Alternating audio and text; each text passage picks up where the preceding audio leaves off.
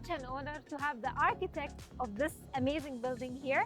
I want you to tell me more about the design and where the inspiration came from when you came up with this masterpiece. Yes, thank you, Marwa. And I think you really captured it here, because the main piece is the canopy.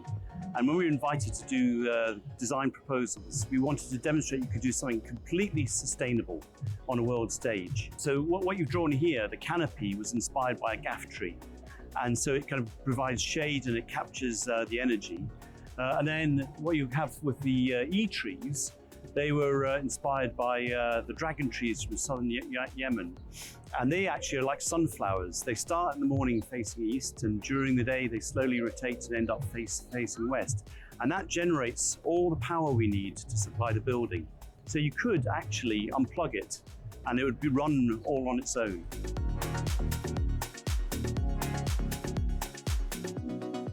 Tell me about the thinking process when you started sketching for the design.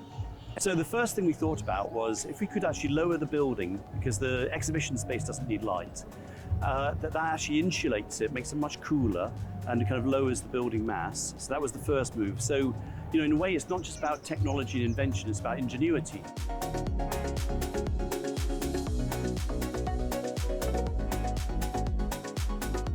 Can you tell me more about the material used?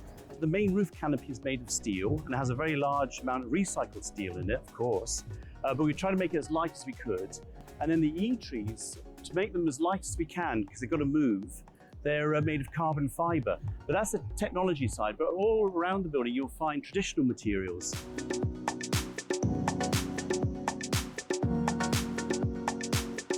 What about the trees?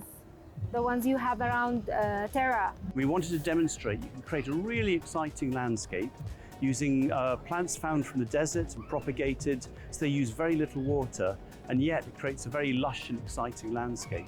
And then there's a very interesting little plant called halophyte, and it's one of a rare species of plants that can grow in salt water.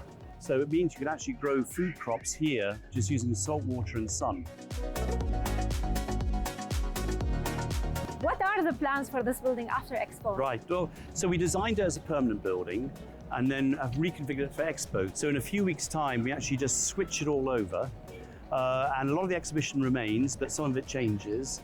And it becomes this permanent institute for science and research. But I hope also a wonderful day out for people in Dubai and for tourists. It's a very exciting region and very forward-looking because it's really pushing the kind of sustainability agenda.